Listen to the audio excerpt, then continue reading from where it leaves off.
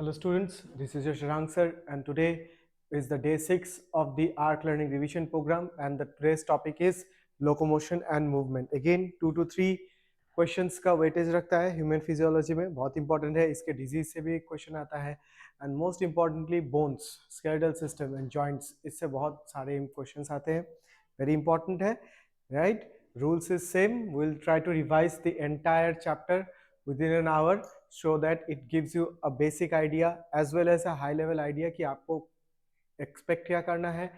Take these questions, take this revision and come tomorrow for attempting those 90 questions. ठीक है? Right? Now, so starting with this locomotion movement, पहला तो locomotion क्या है? एक voluntary movement, correct है? Locomotion is a voluntary movement. First thing that you need to remember, locomotion is a voluntary movement. ठीक है?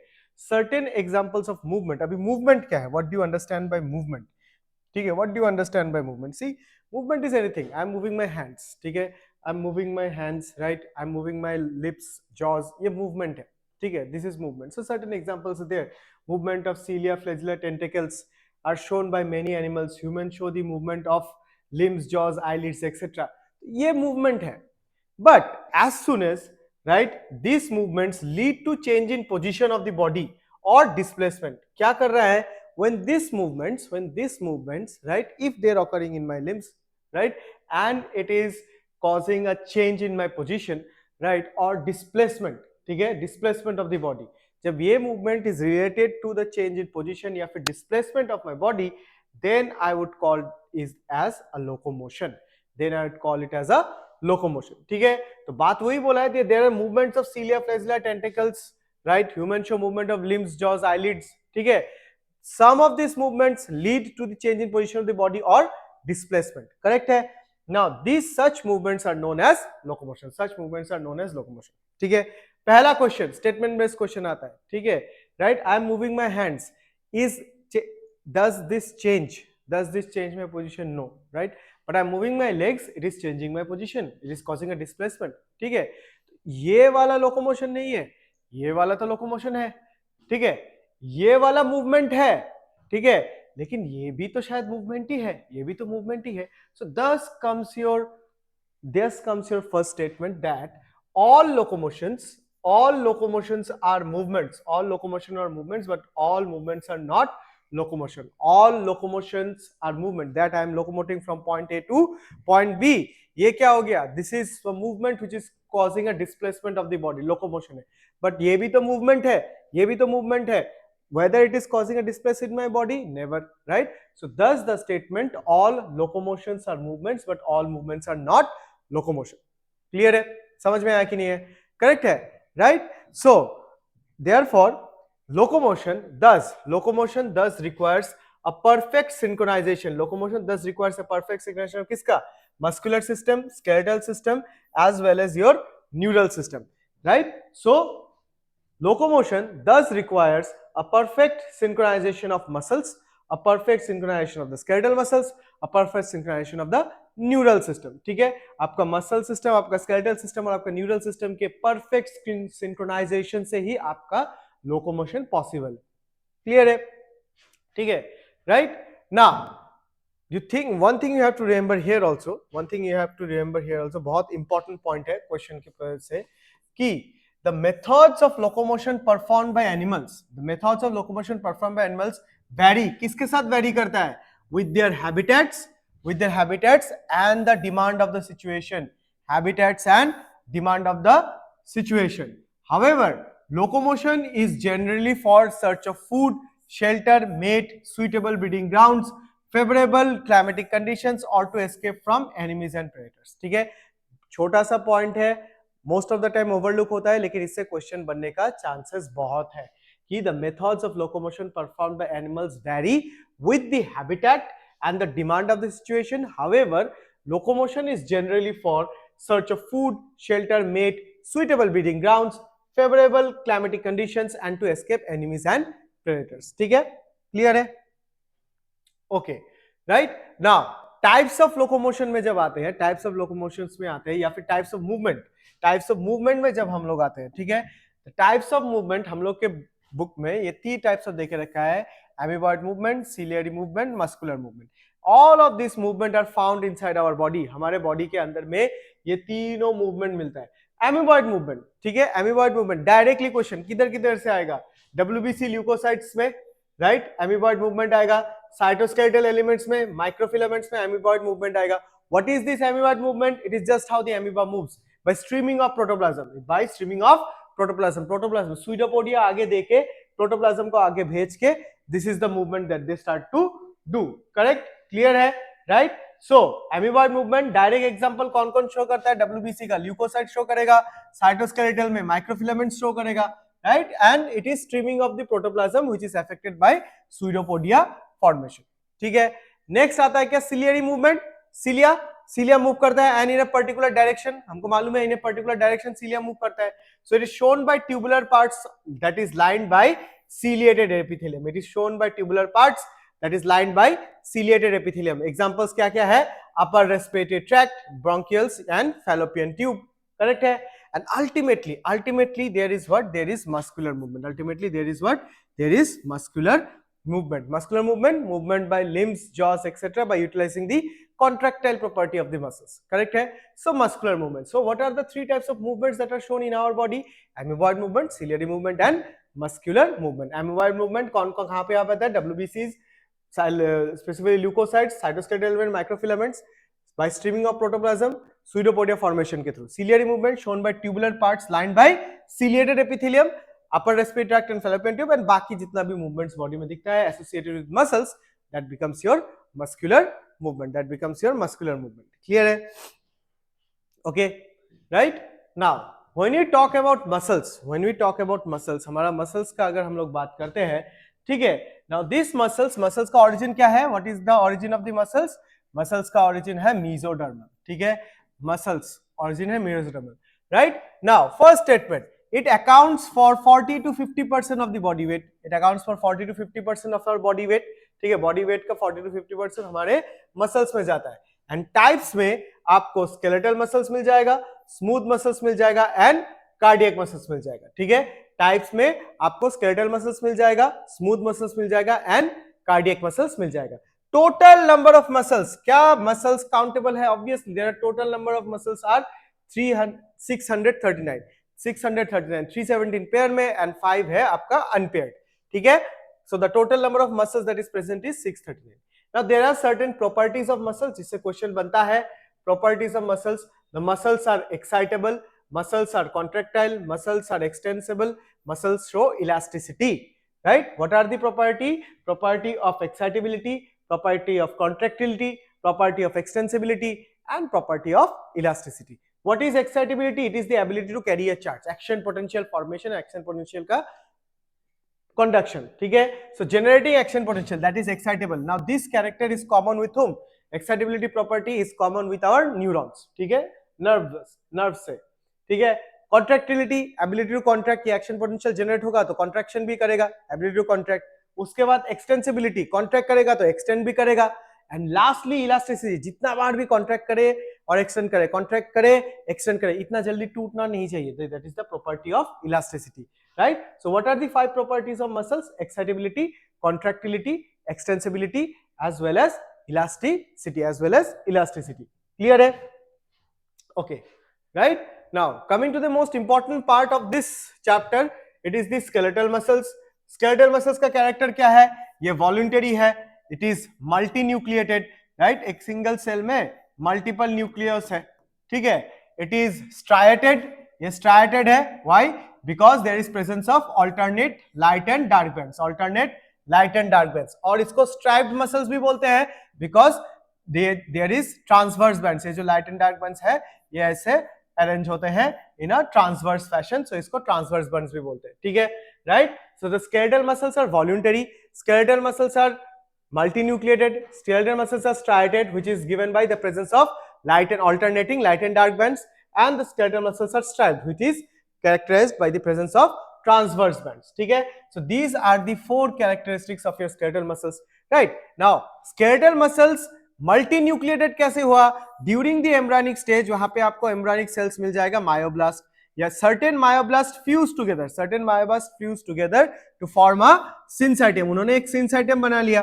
Right, which has single cytoplasm multiple nucleus, right, और ultimately उन्हें क्या बनानी है, एक मसल फाइबर, क्या बनाया, मसल फाइबर, राइट, क्लियर है, right, that is how my muscle fibres are multinuclear. ना दो स्टेटमेंट्स आपको याद रखना है कि the structural and anatomical unit of a muscle is a muscle fibre, structural and anatomical unit of a muscle is a muscle fiber, whereas functional unit of muscle कौन है, sarcomere, structural and functional unit of muscle कौन है, muscle fiber है, whereas functional unit of muscle कौन है, functional unit of muscle है आपका sarcomere, clear है, okay. Now when you come to structure of muscles, right, structure of muscles में जब देखते हो, ये एक मसल है, ठीक है, ये एक मसल है, राइट, इस मसल का आपने क्रॉस सेक्शन किया, क्या किया, एक क्रॉस सेक्शन किया, क्रॉस सेक्शन करके आपको कुछ ऐसा दिखा, कुछ ऐसा स्ट्रक्चर्स दिखा, right, which were bound together, certain pipe like structures which are bound together, आपने एक को निकाला, this single is called as a fascicle, this single pipe is called as a fascicle, ठीक है, fascicle, that means, और ये fascicle जो bound था, it was bound by something called as the fascia, ये fascia से बाउंड होता है, which is collagenous fiber, so fascicles are bound together by fascia forming a bundle, right, तो यही बंडल क्या बनाता है आपका muscle, so muscle is nothing but bundle of fascicles, आपने सेम fascicle को निकाल के आपने क्रॉस सेक्शन दिखाया, उसी क्रॉस सेक्शन में आपको क्या मिलेगा, एक और बंडल मिल जाएगा, there will be different bundles, when you pull this bundle out आपको क्या मिलेगा, muscle fiber, thus fascicle becomes what, bundle of muscle fibers, when you take out the muscle fiber and take a cross section, जब आप muscle fiber को निकालो, एक cross section बनाओगे तो आपको क्या दिखेगा, मल्टी न्यूक्लिएटेड स्ट्रक्चर दिख जाएगा, you will find the multi-nucleated structure, right, multi-nucleated structure which is covered by a plasma membrane which is called as the sarcolemma, ठीक है, और सार्कोलेमा किसको कवर कर रहा है, सार्कोप्लाज्म को, ठीक है, तो मसल फाइबर का क्रॉस सेक्शन करने से आपको एक मल्टी न्यूक्लिएटेड स्ट्रक्चर दिखेगा कवर्ड बाय अ सार्कोलेमा, जिसमें क्या है, sarcoplasm, and floating in the sarcoplasm आपको क्या मिलेगा, मायोफिब्रिल्स, आपको क्या मिलेगा, myofibrils, and these myofibrils are made up of actin filaments and myosin filaments. It is made up of actin filaments and myosin filaments. Actin filaments are thin, whereas myosin filaments are thick. ठीक है, so this is the ultrastructure. Of your muscle. ठीक है, ultrastructure of your muscles. Right now, coming to the internal part, structure of myofibril में आपको क्या दिखेगा, आपको कुछ ऐसा स्ट्रक्चर दिखेगा, you will find structure like that, जिसमें आपको क्या मिलेगा, I band मिलेगा, A band मिलेगा, Z line मिलेगा, M line मिलेगा, सार्कोमेयर मिलेगा, H zone मिलेगा. Now what is I band? I band is the isotropic या फिर light band. ये जो ग्रीन कलर का रिप्रेजेंट करके रखा है, ये पोर्शन से ये portion, this much portion is the I band. ठीक है, I band है. This is isotropic, which is what? Which is similar.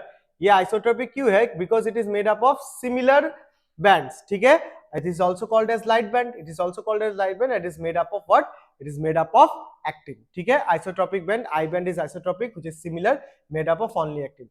When you talk about an isotropic band or the A band, this is the A band. और A band में देखोगे आपको length of myosin दिखेगा, ये myosin है, certain overlapping regions of actin भी दिखेगा, so myosin, this A band is called as anisotropic. Anisotropic means dissimilar. ये क्या है, dissimilar है, this is dissimilar. Why? It is made up of a myosin, entire length of myosin along with some overlapping regions. ठीक है, right? तो इसमें क्या क्या मिलेगा आपको, certain region, only myosin, actin myosin. Since it is made up of actin myosin and actin myosin, it is also called as anisotropic band, and which is also corresponds to the length of the A band. ठीक है, right? So A band is anisotropic band, which is also the length of myosin, right? It is made up of overlapping region, non-overlapping region and overlapping region. Overlapping region में क्या क्या मिलेगा, overlapping region में आपको actin myosin मिलेगा, non-overlapping region में only myosin मिलेगा, right? और ओवरलैपिंग रीजन में अगेन आपको एक्टिन एंड मायोसिन दिख जाएगा। करेक्ट है। So this was your A band. उसके बाद क्या आएगा, जेड लाइन। अगर आप देख रहे हो तो this is the Z line, this is also Z line, this is also Z line. What is Z line? It is present between the I band, it is present between the I band. ठीक है, ठीक है, ये structural protein है, it is present between the I band. ठीक है, M line, M line कैसा है? It is present between the A band. ये जो है this is the M line, this is present between the A band. उसके बाद आपका क्या आता है? Sarcomere. It is the portion, this is the portion between two Z lines, it is the portion between two Z lines, दो Z line, ये Z line, ये Z line, ये जेड लाइन के बीच वाले पोर्शन को, ये जेड लाइन के बीच वाले पोर्शन को हम लोग क्या बोलेंगे? सार्कोमेयर। ठीक है, एंड लास्टली आपको क्या मिल जाएगा? As zone. एज जोन क्या है? हेंसन जोन या फिर non overlapping zone. This portion यहां से यहां तक, ये बीच वाला पोर्शन को हम लोग क्या बोलेंगे? Non overlapping zone. क्लियर है? क्लियर है, right? So what are the things that you will find? You will find an I band, which is an isotropic band made up of actin, also called as the light band. You will find a A band, which is the anisotropic band, which is the length of myosin, right? इसमें alternate more dark, less dark, more dark है। more dark में actin और myosin का overlap है, फिर less dark में only length of myosin है, and फिर क्या बोलते हैं, more dark में again actin and myosin है, so it's made up of different, right? So it is anisotropic। फिर क्या मिल जाएगा? Z line, it is present between the I band। ठीक है, फिर क्या मिलेगा? M line, it is present between the M A band. Sarcomere क्या है? It is the portion between the two Z lines. And H zone क्या है? This is the non overlapping zone, this is the non overlapping zone. ठीक है, so this is the structure of myofibril that you are getting. ठीक है, तो कुछ चीजें आप लोग यहाँ पे याद रखिएगा, कुछ चीजें आप लोग यहाँ पे याद रखिएगा। ठीक है, कि दैट ये जो है हमारा क्या, कि ड्यूरिंग कंप्लीट कंट्रैक्शन क्या क्या हो सकता है? Length of sarcomere decreases, length of sarcomere decreases, length of A band, ये सार्कोमेयर क्या हो गया? ये सार्कोमेयर ऐसा डिक्रीज हो गया। So during contraction the length of sarcomere decreases, the length of A band remains unchanged. Myosin पूरा unchanged ही रहता है, myosin remains unchanged, whereas H zone and M line they completely disappear during complete contraction, right? So length of sarcomere decreases, right? A band remains unchanged and H zone and M line completely disappears during the contraction। ठीक है, clear है? ये direct question आ सकता है, direct question आप यहां से याद रखिएगा। ठीक है, now coming to the next point, ठीक है, कि ये जो मायोफिब्रिल है, मायोफिब्रिल का स्ट्रक्चर कैसे बनता है? राइट?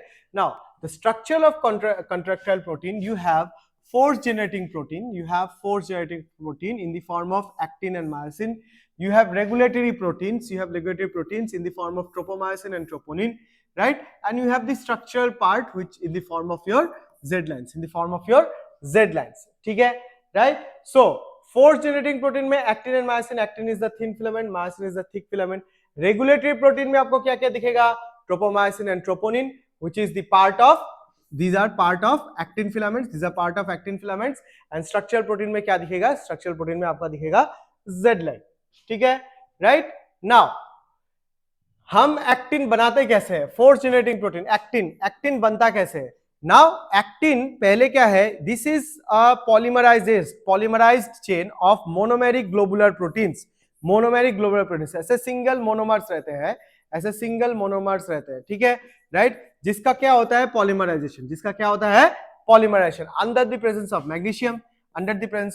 मैग्नीशियम। तो यहाँ पे वो लोग क्या बनाते हैं? एक फिलामेंट बनाते हैं, ऐसे they make a filament like this, right? जब ऐसा फिलामेंट बनता है, this is known as the filamentous actin या फिर एफ एक्टिन, ठीक है? When two F actins are helically wound around each other, एक दूसरे को ऐसे मोतियों की माला की तरह अगर ऐसे आपने helically wound कर दिया, ठीक है, इसको ऐसे क्रॉस कर दिया, what you get is your actin। When two F actins are helically wound या wrapped around each other, what you get is your actin। This is one, right? And this is two F actins together make up your actin। So ultimately actin क्या है? ये है monomeric G protein का polymerized form under the presence of magnesium, right? That makes a filamentous F actin। Two F actin helically wound around each other आपको क्या बना के देता है? आपको बना के देता है एक्टिन। क्लियर है, राइट? सिमिलरली अगर आपको आप मायोसिन देख लो, अगर आपका मायोसिन देख लो, it is made from polymerisation of meromyosin units, is made up of polymerisation of meromyosin units. अगर आप मेरोमायोसिन यूनिट्स ऐसे देखोगे, ठीक है, तो मेरोमायोसिन पार्ट में आपको टेल्स दिख जाएगा, शॉर्ट आर्म दिखेगा एंड ग्लोबुलर हेड दिखेगा। टेल दिखेगा, शॉर्ट आर्म दिखेगा एंड ग्लोबुलर हेड दिखेगा। समझ में आया कि नहीं है? तो ये जो टेल का रीजन है, ये जो टेल का रीजन है, this is also called as the light meromyosin. ये टेल का जो रीजन है, this is also called as the light meromyosin. ये जो शॉर्ट आर्म है, ये जो शॉर्ट आर्म है एंड ग्लोबुलर हेड है, short arm and globular head together form the heavy meromyosin, together form the heavy meromyosin. और ये जो आपका जो मेरोमायोसिन है, ये कैरेक्टरिस्टिक एंगल पे खड़ा है, ऐसे सीधा जाते जाते जाते जाते ये कुछ ऐसे एंगल पे खड़ा है, ऐसे समथिंग लाइक दिस, ऐसा angle, this is the cross arm, this is the cross arm, ठीक है, right. So short arm and globular head together also make up an angle, that is the cross arm, ठीक है। Globular head में आपको दो binding sites मिल जाएगा, globular head में आपको एटीपी बाइंडिंग साइट मिल जाएगा, जहां पे एटीपीएस एंजाइम भी है, एंड आपको एक्टिन बाइंडिंग साइट भी मिल जाएगा। सो ग्लोबुलर हेड में एक्टिन बाइंडिंग साइट भी है, ऑल्सो एटीपी बाइंडिंग साइट है, जिसमें एटीपीएस एंजाइम लगता है, ठीक है, राइट। नाउ रेगुलेटरी प्रोटीन को अगर आप देखें, रेगुलेटरी प्रोटीन को देखें, tropomyosin and troponin. Tropomyosin also it has two filaments, tropomyosin which run along the actin filaments. तो ये एक फिलामेंट है एंड ये एक फिलामेंट है, समझ में आया कि नहीं है? करेक्ट है, right. Both of this filaments they run along with the actin filament. What is its function? It prevents the binding of actin with myosin. It prevents the binding of actin with myosin, ठीक है। Troponin क्या है? Complex protein, मतलब multiple protein से बनता है। कितना protein चाहिए आपको? 3 सब यूनिट्स, ठीक है। देयर आर टोटल 3 सब units that make up the troponin. There are 3 subunits that make up the troponin, and it is present at the regular intervals upon tropomyosin. ये ट्रोपोमायोसिन है, ट्रोपोमायोसिन के ऊपर this is troponin, this is troponin, this is troponin, ठीक है, clear है।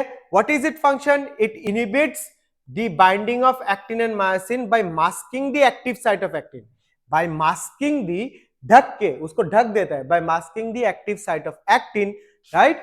The troponin prevents the और inhibits the binding of actin and myosin, ठीक है। तो अल्टीमेटली ये इन दोनों को रेगुलेटरी प्रोटीन इसलिए बताया गया क्योंकि इनका ही प्रेजेंस और एब्सेंस डिटरमाइन करता है whether actin and myosin will bind together and muscle contraction would occur or not. That is why it is called as the regulatory protein, ठीक है, क्लियर है, राइट। और ट्रोपोनिन का सब units TPC calcium binding troponin है, TPT tropomyosin binding troponin है, and TPI which inhibits the binding of the actin with myosin by masking the active site of actin, clear है। अच्छा, now mechanism of muscle contraction. Mechanism of muscle contraction में अगर देखोगे तो muscle contraction क्या कि मेरे को ये मसल्स को क्या करना है? कॉन्ट्रैक्ट करना है। मेरे को क्या करना है? कॉन्ट्रैक्ट करना है। तो कॉन्ट्रैक्ट करने के लिए मेरे को ये कॉन्ट्रैक्ट करना है, ये कॉन्ट्रैक्ट करने के लिए मेरे को सिग्नल कहाँ से आएगा? ब्रेन से ही आएगा, ठीक है। और ब्रेन किसके थ्रू सिग्नल भेजेगा? Motor neuron. It will send a signal through a motor neuron, ठीक है, राइट। तो मोटर न्यूरॉन और मसल फाइबर के बीच में कनेक्शन है, ठीक है। मोटर न्यूरॉन मसल फाइबर के बीच में कनेक्शन है, right. When a motor neuron right makes a connection with a single muscle fibre, एक मोटर न्यूरॉन है एक सिंगल मसल फाइबर के साथ कनेक्शन बना रहा है, इसको हम लोग क्या बोलते हैं? Motor end plate. इसको हम लोग क्या बोलते हैं? मोटर एंड प्लेट या फिर न्यूरोमस्कुलर जंक्शन। क्या बोलते हैं? न्यूरोमस्कुलर जंक्शन, ठीक है। But when one motor neuron makes a connection with multiple muscle fibres, तब हम उसको क्या बोलते हैं? Motor unit. When one motor neuron makes a connection with a single muscle fiber, we call it a motor end plate या फिर neuromuscular junction।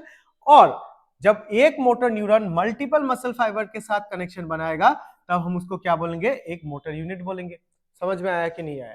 Clear है। एक सिंपल बात यही है कि जब सीएनएस से सिग्नल आता है, सीएनएस से सिग्नल जाता है, ये सिग्नल पूरा मोटर न्यूरॉन को ट्रैवल करते करते कहां तक पहुंचता है?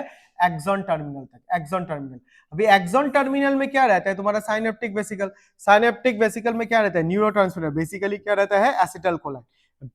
Come the signal the acetylcholine releases and it binds with the muscle fibre, जहां पे एक्शन पोटेंशियल जनरेट होता है।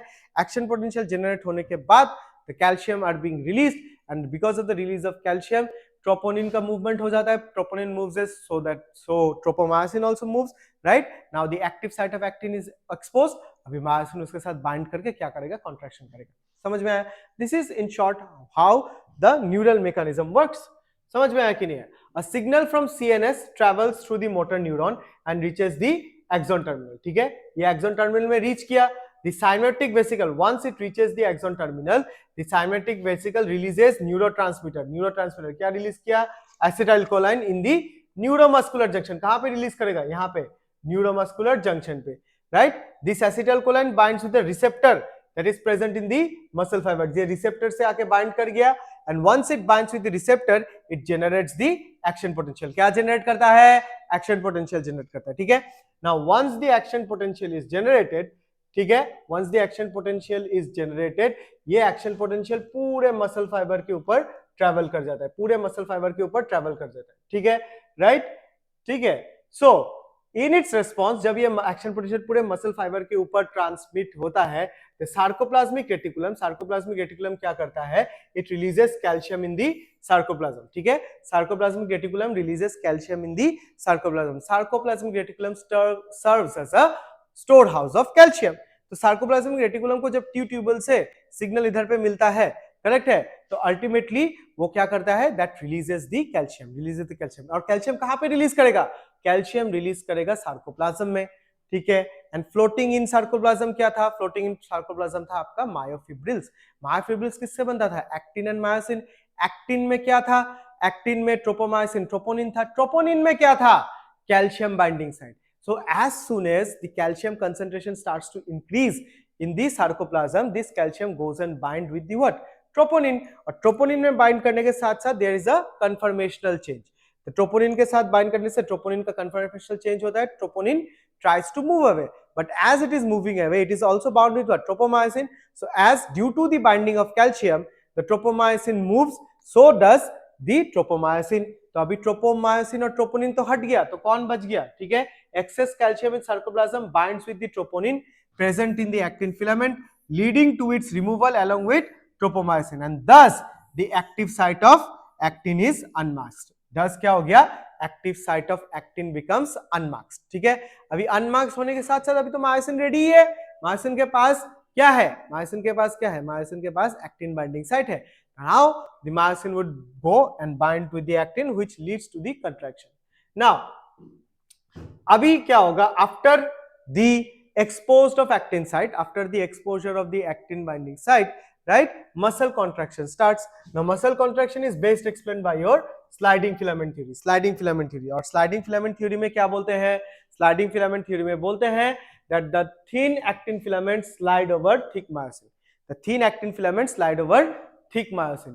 होता क्या है? ठीक है, suppose this is the thin actin filament, this is the thin actin filament and this is the thick myosin. Myosin में दो बाइंडिंग साइट थे, एक आपका एटीपी बाइंडिंग साइट, ये आपका एक्टिन बाइंडिंग साइट. अच्छा, एटीपी बाइंडिंग साइट में ATPase था. जब एटीपी आके इसमें बाइंड करेगा, because of the ATPase enzyme, the ATP would be broken down.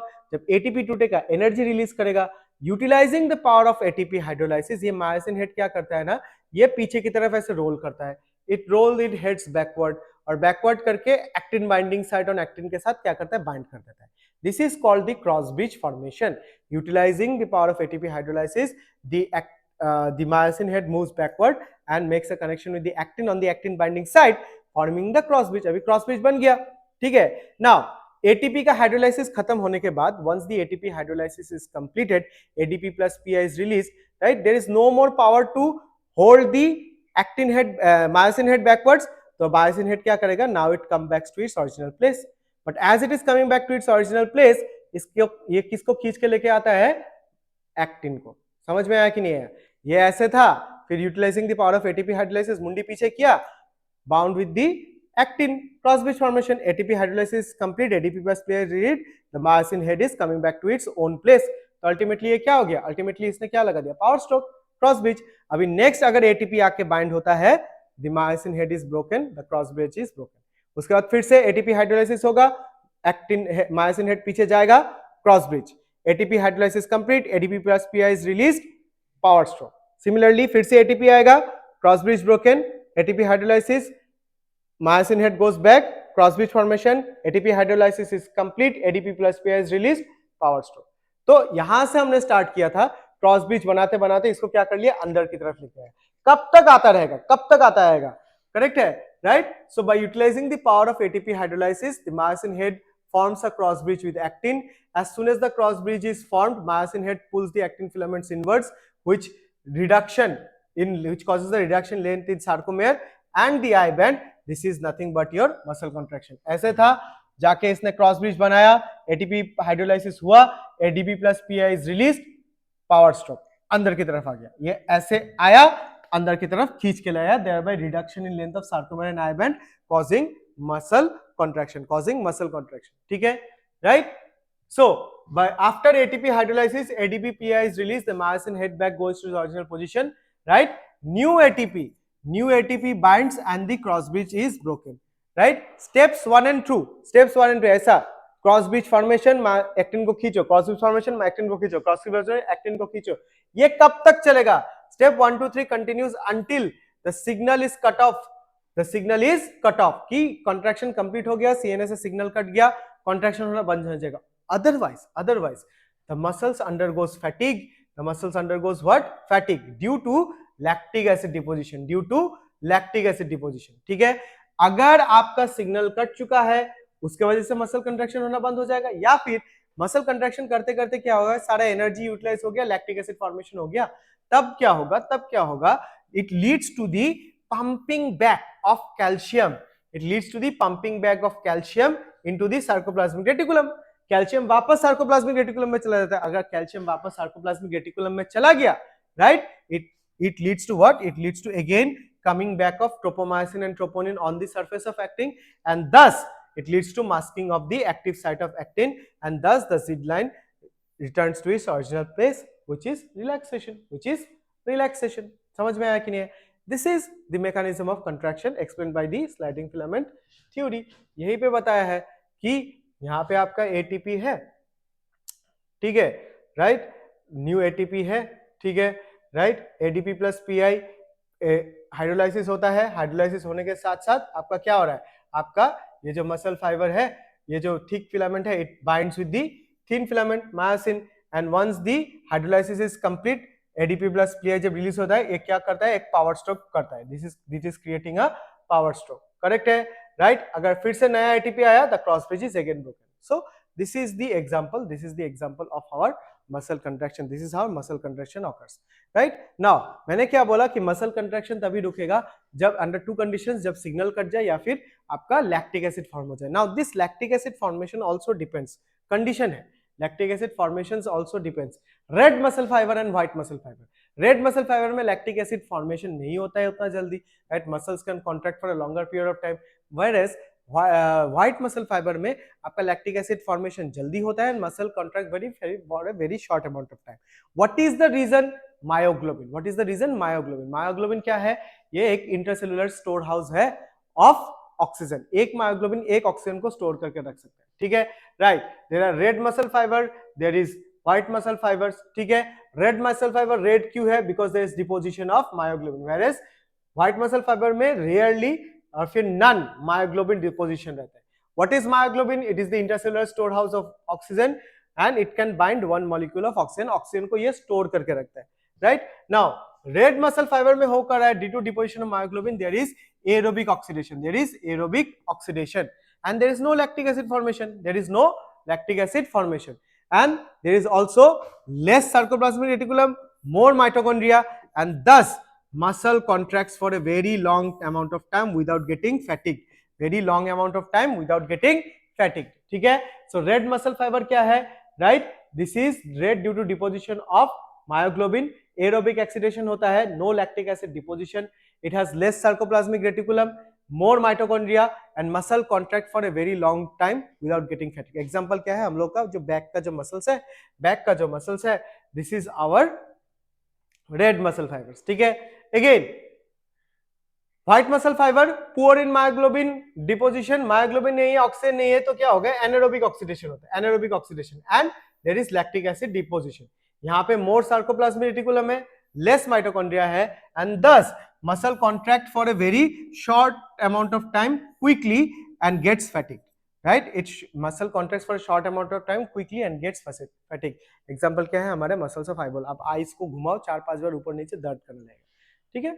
Now there are also again organs जहाँ पे मिक्स रहता है, आपका लिम्स, राइट, लिम्स हो गया, यहाँ पे आपका मिक्स रेड एंड व्हाइट रहता है। क्या आप मसल में नेचुरली रेड मसल फाइबर बढ़ा सकते हो? Obviously if you train your muscle, exercise करोगे तो बॉडी में नेचुरली रेड मसल फाइबर का कंसंट्रेशन बढ़ेगा, ठीक है, आपका एनर्जी भी स्टोर रहेगा और आप जल्दी फैटिक भी महसूस नहीं करोगे। लेकिन रिवर्स भी ट्रू है, if you are not training your muscles, आपका रेड मसल फाइबर्स में भी क्या होगा, वो व्हाइट मसल फाइबर्स में कन्वर्ट होना चालू हो जाएगा, ठीक है, क्लियर है। So this is the red muscle fibres and white muscle fibres. And ultimately if you are comparing, अगर हम लोग कंपेयर कर रहे हैं skeletal muscles, smooth muscles and cardiac muscles को, स्केलेटल मसल्स क्या है, सिलिंड्रिकल है, अनब्रांच्ड है, मल्टीन्यूक्लिएटेड है, light and dark band present है, it is voluntary, neurotransmitter is acetylcholine, regulatory protein क्या है, ट्रोपोमाइसिन एंड ट्रोपोनिन। कहां पे मिलेगा, लिम्स में। When I talk about visceral या स्मूथ मसल्स, ये यूनिन्यूक्लिएटेड है, टैपर्ड है, स्पिंडल शेप्ड है, अनब्रांच्ड है, लाइट एंड डार्क एब्सेंट है, ये इनवॉलंटरी है। इसका न्यूरोट्रांसमीटर क्या है, एपिनेफ्रिन एंड नॉरएपिनेफ्रिन। इसका रेगुलेटरी प्रोटीन कौन है, कैल्मोडुलिन, और मैक्सिमम कहां पे मिलता है, organs of the body. Whereas when you come to cardiac muscles, ये cylindrical है, branched है, and this is the unique one. This is the presence of oblique bridge. This is branched and oblique bridge present है, uninucleated है, light and dark present है, intercalated discs भी present है, it is involuntary, आपका neurotransmitter epinephrine, norepinephrine, and ये क्या है, regulatory protein है, tropomyosin, troponin, और ये heart muscles बनाता है, ठीक है, clear है, right? So this is the comparison between the skeletal muscles, visceral muscles, and cardiac muscles, clear है, ओके। तो यहां तक हम लोग का क्या खत्म होता है, यहां पे तक हम लोगों का मसल सिस्टम खत्म होता है। इसके बाद क्या चालू होगा, इसके बाद चालू होगा हमका skeletal system, the skeletal system. Now skeletal system में आपको ध्यान रखना है, the skeletal system consist of a framework of bones and few cartilages. This system has a significant role in movement shown by the body, ठीक है, right. यहां से आप याद रखिए, यहां से क्वेश्चन आता है, bones and cartilage are specialized kinetic tissues, bones and cartilage are specialized kinetic tissues. Bones में क्या है, very hard matrix due to calcium salts, ठीक है, बोन्स क्या है, very hard matrix due to calcium salts, whereas आपका cartilage slightly pliable matrix due to chondroitin protein, due to chondroitin salts, ठीक है, राइट, ठीक है। तो ये स्लाइटली पेलिएबल है, रेजिस्ट कंप्रेशन करता है, ठीक है, वो रिज हार्ड एंड बोन्स क्या है, hard and rigid. It is only because bones में क्या है, कैल्शियम सॉल्ट्स, एंड आपके कार्टिलेज में क्या है, कॉन्ड्रोइटिन सॉल्ट्स, क्लियर है। Now the entire skeletal system is divided into two groups, the entire skeletal system is divided into two groups, the axial part and the appendicular part. In total number of bones, the total number of bones present कितना है, 206. total number of bones present is 206, और it is divided into two parts. आपका axial part, यहां से यहां axial part, axis है, ठीक है, और appendiculars है, along with the आपका appendicular bones, ठीक है, this is the appendicular limbs along with the girdles. So this is the axial part में आपका head region चला आएगा, आपका हेड रीजन आएगा, आपका वर्टिबल कॉलम आएगा, आपका रिब्स प्लस स्टर्नम आएगा, this is the axial part, और एक्सियल पार्ट में आपको कितना बोन्स मिलेगा, 80 आउट ऑफ 206, 80 मिलेगा। एंड एपेंडिकुलर पार्ट में आपको अपेंडेजेस मिलेगा, 4 limbs, hind limbs, total 120 bones, and girdles total 6, clear है, करेक्ट है, right. So in skeletal system the total number of bones 206, axial part is 80, right, and appendicular part is 126। Axial part में आपको head region में school, year, ossicle, hyoid मिल जाएगा, total bones कितना है, 29। Vertebral column में total bones कितना है, 26। Ribs plus sternum total bones कितना है, 25। सो टोटल कितना हो जाएगा, 80। व्हेयरएज लिम्ब रीजन में आपको 4 लिम्ब और हाइंड लिम्ब मिला के ईच लिम्ब में 30 मिलेगा, तो 30 into 4 is 120, एंड गर्डल्स को मिला के 6, जिसमें पेक्टोरल गर्डल ये वाला, this is the pectoral girdle, यहाँ पे 4 बोन्स है, एंड अंदर में जो हमारा लिम्स है, लिम्स में क्या है, हमारा पेल्विक, जो हमारा हाइंड लिम्स है, वहां पे आपको पेल्विक गर्डल मिल जाएगा, 2 बोन्स, तो टोटल 2 + 4 is 6, तो टोटल कितना हो गया, 206 बोन्स, ठीक है। Coming to the axial bones में हेड रीजन में 3 पार्ट है, आपका स्कल आएगा, द स्कल इज देयर, ठीक है, दूसरा क्या आएगा, नंबर 2 पे क्या आएगा, hyoid, U shaped bone, and number 3 में क्या आएगा, ईयर ऑसिकल्स। नंबर 3 में क्या आएगा? ईयर ऑसिकल्स, ठीक है। So there are 3 divisions, you have the skull, you have the skull, right? You have the facial skull, you have the hyoid, and you have the ear ossicle. In skull total number of bones कितना है? in skull total number of bones है 22। in skull total number of bones है 22, जिसमें आपका cranium या फिर brain box आता है। यहां से यहां तक हमारा क्या है? दिस इज दी cranium और दी ब्रेन बॉक्स। और नीचे ये वाला पोर्शन क्या है? ये वाला पोर्शन क्या है? आपका फेशियल, ठीक है ना। क्रेनियम या फिर ब्रेन बॉक्स में, क्रेनियम या फिर ब्रेन बॉक्स में इट स्टार्ट्स विद दिस, यहां से स्टार्ट होता है। ये क्या है? Frontal. What is this? Frontal. इसके बाद ये क्या है? पैराइटल। ये क्या है? पैराइटल। उसके ठीक नीचे ये क्या है? ये क्या है? टेम्पोरल। टेम्पोरल के ठीक पीछे, टेम्पोरल के ठीक पीछे ये वाला पोर्शन क्या है? Occipital. Correct? Frontal, parietal, temporal, occipital, right? Frontal 1, parietal 2, temporal 2, occipital 1, frontal 1, parietal 2, temporal 2, occipital 1। ये 4 बोन, एक बोन के ऊपर रहता है स्फेनॉइड, स्फेनॉइड के साथ एक बोन रहता है आपका ethmoid. So frontal, parietal, temporal, occipital, 4 bone के नीचे स्फेनॉइड, स्फेनॉइड के साथ ethmoid. So frontal 1, parietal 2, temporal 2, occipital 1, sphenoid 1 and ethmoid 1। Total cranial या ब्रेन बॉक्स में कितना हो गया? आपका 8, ठीक है, करेक्ट है। उसके बाद फेशियल, फेशियल किससे स्टार्ट होता है? Lacrimal, lacrimal 1, right? लैक्राइमल 1 1 2, ठीक है। उसके बाद ये वाला zygomatic 2, nasal 2, right? Inferior conchae 2, inferior conchae. Nose को हटा दो, आपको क्या मिलेगा? आपको वॉमर मिलेगा। वॉमर इज 1, वॉमर के नीचे मैक्सिले इज 2, मैक्सिले के नीचे मैंडिबल इज 1, मैंडिबल के अंदर में पैलेट इज 2, ठीक है। So lacrimal 2, zygomatic 2, nasal 2, inferior conchae, pathway of nose, inferior conchae के यहाँ पे जो बोन मिलेगा ये आपको मिलेगा 2। नाक को हटा दो, आपको क्या मिलेगा? एक ट्रायंगुलर शेप वॉमिर 1, वॉमिर के नीचे this is what? This is your maxillae 1 1 2। उसके बाद एक सिंगल मैंडिबल, एक सिंगल मैंडिबल 1, राइट? और अंदर में palate, palate 1, palate 2। So lacrimal 2, zygomatic 2, nasal 2, inferior conchae 2, vomer 1, maxillae 2, mandible 1 and palate 2। तो टोटल कितना हो गया? टोटल आपका हो गया 14। सो अल्टीमेटली स्कल रीजन में कितना हो गया? 22। नेक्स्ट आपका क्या आता है? Hyoid. Hyoid is a single U shaped bone, right? यहाँ पे सिंगल यू शेप्ड बोन है, दैट इज 1। और उसके बाद क्या आता है? Year ossicle. ईयर ऑसिकल में 3 बोन्स रहता है, malleus, incus, stapes, malleus, incus, stapes, malleus, incus, stapes, miss, malleus, incus, stapes, miss, right? इधर पे भी मिस, इधर पे भी मिस। तो टोटल कितना हो गया? 6, जिसमें से stapes is the smallest bone, stapes is the smallest bone. तो टोटल हेड रीजन में यहां से यहां तक हेड रीजन में कितना बोन्स हो गया? 29। हेड रीजन में कितना बोन्स हो गया? 29। Coming to the next, right? अभी क्या आएगा? वर्टिबल कॉलम, ठीक है। वर्टिबल कॉलम में टोटल बोन्स कितना है? 26। वर्टिबल कॉलम में टोटल बोन्स कितना है? 26, ठीक है। Now in this vertebral column there are 7 cervical vertebrae, right? 12 thoracic vertebrae, 7 cervical vertebrae, 12 thoracic vertebrae, 5 lumbar vertebrae, right? एक स्कैरल है that is fused, एक कॉक्सिक्स है that is also fused, एक कॉक्सिक्स है that is also fused, ठीक है, clear है, right? Now certain characters of vertebral column, ये क्या है? ये डॉर्सली प्लेस्ड है, मतलब पीछे मिलता है ना, हम लोग के पीछे मिलता है, दिस इज डॉर्सली प्लेस्ड, ठीक है। And it starts at the base of the skull, it starts at the base of the skull, पूरा बेस ऑफ द स्कल से निकलता है and serves as a main framework for the trunk, and serves as a main framework, it serves as a main framework for the trunk, ठीक है।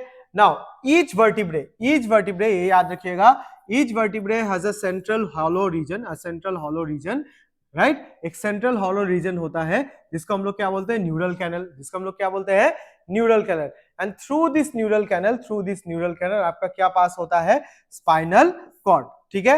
And दस vertebral column protects the spinal cord, it also supports the head, and it serves as an attachment point for the back muscles and ribs, back muscles और ribs जो attach होता है, this is also done with the help of vertebral column, ठीक है। Now vertebral column के bones को देख लेते हैं। देयर आर 26, ठीक है, 26, जिसमें सर्वाइकल में 7 है, थोरासिक में 12 है, लंबर में 5 है, स्कैरल या फिर सैक्रम में 1 है और कॉकिक्स में 1 है। सर्वाइकल वर्टिब्रे 7, दो नाम याद रखना है, C1 एंड C2। C1 क्या है? एटलस। C1 क्या है? पहला वन क्या है आपका? एटलस है, ठीक है, एटलस है, ठीक है, एटलस है। और दूसरा क्या है? एक्सिस। पहला वन क्या है? एटलस, एंड दूसरा क्या है? एक्सिस, ठीक है। नाउ एटलस के साथ हमारा जो स्कल है, ह्यूमन स्कल है, human skull is what? Dicondylic. Human skull is dicondylic. Dicondylic मतलब इसके पास दो ऑसिपिटल कॉन्डाइल होता है, राइट, समथिंग लाइक दिस, ये something like this, right. So this are the two occipital condyles, that is why ये दो है, this is one, this is two, this is called as your dicondylic. इसको क्या बोलते हैं? डाइकोंडाइलिक। और इसी के साथ कौन अटैच होता है? हमारा एटलस। इसी के साथ कौन अटैच होता है? एटलस, ठीक है, राइट। एंड एटलस के नीचे कौन रहता है? एक्सिस। एटलस के नीचे कौन रहता है? Axis. This is the axis. तो इन दोनों का नाम याद इसलिए रखना है, right, because of the connection between atlas and between skull and the atlas, we can move our head like this, right, and atlas and axis के वजह से we can move our head like this। समझ में आया? That is why first two cervical vertebrae has to be remembered, atlas and axis। C1 is atlas, C2 is axis, and 7 to 3 are common cervical vertebrae। उसके बाद आता है thoracic vertebrae 12, mainly क्या है? Attachment site for ribs. उसके बाद क्या आता है? Lumbar 5, these are the thickest and the strongest, these are the thickest and the strongest of them all। उसके बाद सैक्रम तो हम लोग 1 देखते हैं, बट क्या याद रखना है? It is made up of the fusion of 5 vertebrae. 5 vertebrae का फ्यूजन से बनता है। एंड अल्टीमेटली क्या है हमारा? कॉकिक्स है, but coccyx also is made up of the fusion of 4 vertebrae, ठीक है। सो अल्टीमेटली क्या बन गया हमारा? 26। उसके बाद क्या आता है? Ribs plus sternum. There are 12 pairs of ribs, 12 12 are 24, और स्टर्नम एक है 25। सो उधर पे 29, 26 एंड 25, टोटल इज 80, ठीक है। तो आप जब स्टर्नम को देखोगे, स्टर्नम क्या है? It is made of fusion of three parts, manubrium, body and xiphoid. This is the manubrium, this is the body, this is the xiphoid, together they make up the sternum, ventral side में located है, ठीक है। इसके बाद आपको 12 pair of ribs दिखेगा, 12 pair of ribs, ठीक है, right, starting with rib number 1 to 7, these are called as true ribs because they are directly connected with this sternum, with the help of haline cartilage, जो haline cartilage के साथ they are directly attached, that is why they are called as true ribs, and they are also known as vertebro-sternal ribs। उसके बाद rib number 8, 9, 10, these are also called as false ribs। Why? Because ये directly sternum के साथ attached नहीं है, rather they are attached with the cartilage of the seventh rib, तो directly sternum के साथ अटैच नहीं है, सेवेंथ रिब के कार्टिलेज के थ्रू ही ये अटैच होते हैं, that is why this is called as the false ribs, इसको फॉल्स रिब्स बोलते हैं, ठीक है। So rib number 8, 9, 10 are called as false ribs and is also known as vertebrochondral, ठीक है, क्योंकि वर्टिबल कॉलम के साथ कनेक्टेड है ही है, लेकिन फ्रंट में क्या है? कार्टिलेज के साथ कनेक्टेड है, दैट इज ए वर्टिब्रोकॉन्ड्रल। लेकिन ऊपर वाला क्या था? वर्टिबल कॉलम के साथ भी कनेक्टेड है, स्टर्नम के साथ भी कनेक्टेड है, so this is called as vertebrosternal, right. And ultimately rib number 11 and 12 क्या है? फ्लोटिंग रिब्स, क्योंकि ये सिर्फ किसके साथ कनेक्टेड है? ये कनेक्टेड है हमारे वर्टिबल कॉलम के साथ, ठीक है। So rib number 1 to 7 are called as true ribs और वर्टिब्रोस्टर्नल रिब्स।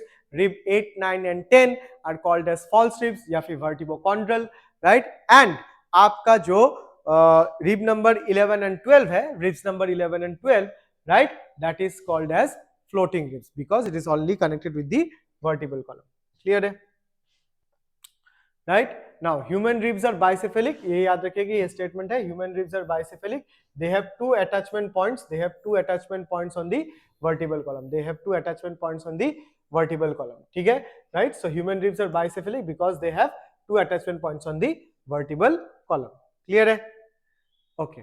इसके बाद एपेंडिकुलर बोन्स में लिम्स, ठीक है, एपेंडिकुलर बोन्स में लिम्स आ जाता है, राइट, लिम्स आ जाता है, 4 limbs, hand limbs, right, 4 limbs starts with your humerus, ठीक है, 4 limbs start with your humerus, ये ह्यूमरस है, ठीक है।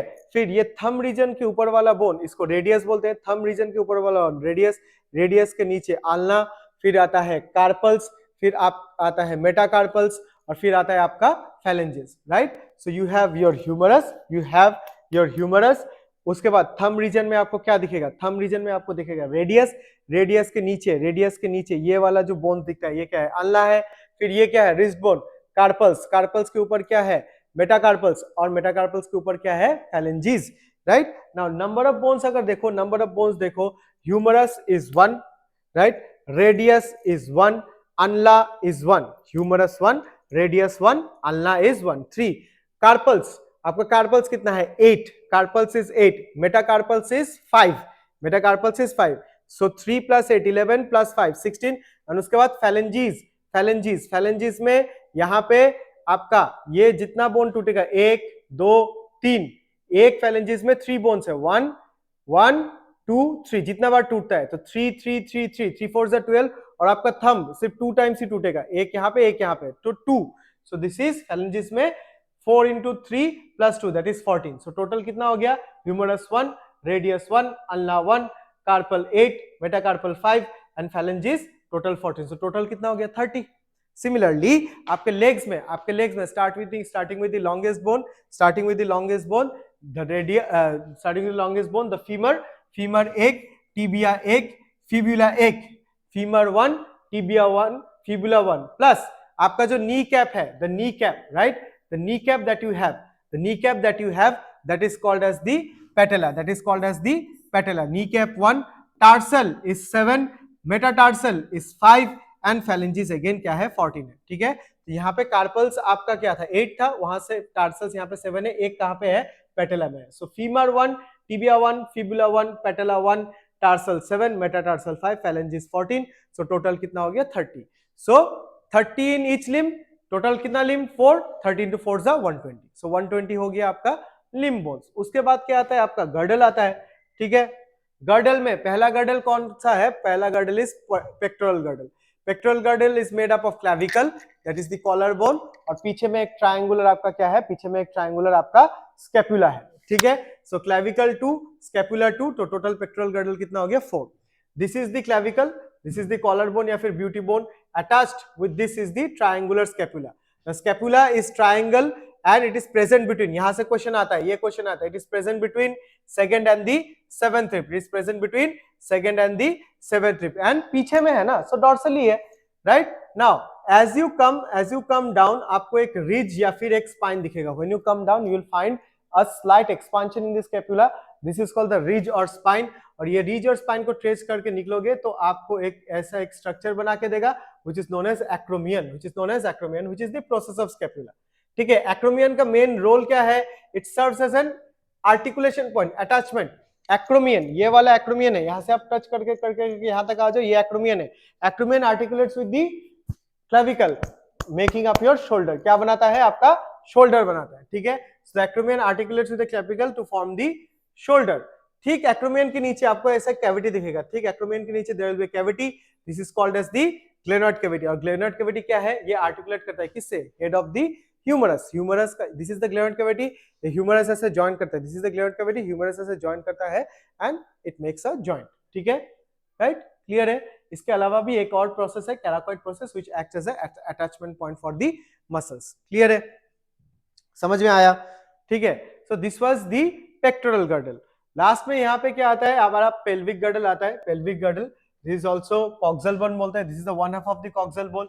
यहाँ पे आपको एक और मिल जाएगा, यहाँ पे एक और मिल जाएगा आपको, ठीक है, making up the pelvis, making up the pelvis, ठीक है, पेल्विक गर्डल, ठीक है, making up the pelvic girdle, right. Now ये coxal bone is made up of the fusion of 3 bones, it is made up of the fusion of 3 bones, क्या क्या, right, ilium, pubis, ischium, ilium, pubis, ischium, ilium, pubis, ischium, इन तीनों bone को fuse करके ही मेरे को one half of the coxal bone मिलता है। और ये 3 बोन्स जहां पे फ्यूज करता है, all the 3 bones fuse together creating a cavity which is called as the acetabulum, which is called as the acetabulum, and acetabulum serves as an articulation point for the head of the femur, femur आके भी यहाँ पे add join होता है, ठीक है, right. Plus 2 coxal bones are joined together, 2 coxal bones are joined together by pubis, this is pubic, यहाँ पे क्या है, प्यूबिक सिम्फाइसिस, ठीक है. It is joined by pubic symphysis. It is made up of fibrous cartilage. It is made up of fibrous cartilage, one of the toughest cartilage that you have, ठीक है. So this was the pelvic girdle. Pelvic girdle में आपको 1 and 2 मिल जाएगा. So total girdles कितना हो गया, 4 + 2 = 6. सो 120 + 6 कितना हो गया, 126. और उधर पे 80 था, 206. So this was the total 206 bones that is present in our body, ठीक है. तो ये हमारा क्या हो गया, बोन्स हो गया, ठीक है. इसके बाद मोस्ट इंपॉर्टेंट पॉइंट कहां से आता है, मोस्ट इंपॉर्टेंट क्वेश्चंस कहां आता है, जॉइंट्स, राइट. जॉइंट्स क्या है, these are point of attachment. These are point of attachment between bones and cartilage, between bones and cartilage, ठीक है, राइट. नाउ जॉइंट्स का काम क्या है, जॉइंट्स का काम यही है कि ये एक फलक्रम की तरह काम करता है, फलक्रम, राइट. फलक्रम बैलेंसिंग का काम करता है. This is the joint, this is the joint. ये आपका वेट है और ये आपका मसल्स है. वेट, ग्रेविटी आपको नीचे की तरफ खींच रहा है, मसल्स भी काउंटर वेट करके आपको क्या कर रहा है, मेंटेन करके रख रहा है, राइट. समझ में आया कि नहीं है, करेक्ट है, राइट. सो मसल्स क्या है, the force generated by muscles acts on the joints. The force generated by muscle acts on the joints to create movement. ये जॉइंट है, अगर यहाँ पे जॉइंट नहीं होता, मेरा हाथ स्ट्रेट रहता, तो मैं जितना भी अपने बाइसेप्स में फोर्स जनरेट करूं, क्या हाथ ऊपर की तरफ आता, नहीं आता. हाथ ऊपर की तरफ क्यों आ रहा है, because this force is acting on this joint. ये जॉइंट में काम कर रहा है, because of this joint is there, I can move my arms, I can move my arms, ठीक है. So the force generated by muscles to create movement through the joints where joint acts as fulcrum, where the joints act as fulcrums, ठीक है. Now type of joints हमको याद रखना है, right. There are 3 types of joints. एक होता है fibrous joints which is totally movable, एक होता है cartilaginous joint that is semi movable, and last में आ जाता है आपका synovial joint that is freely movable, ठीक है, right. Now fibrous joint immovable है, right. It is made up of dense connective tissue, right, and they are fused end to end, right.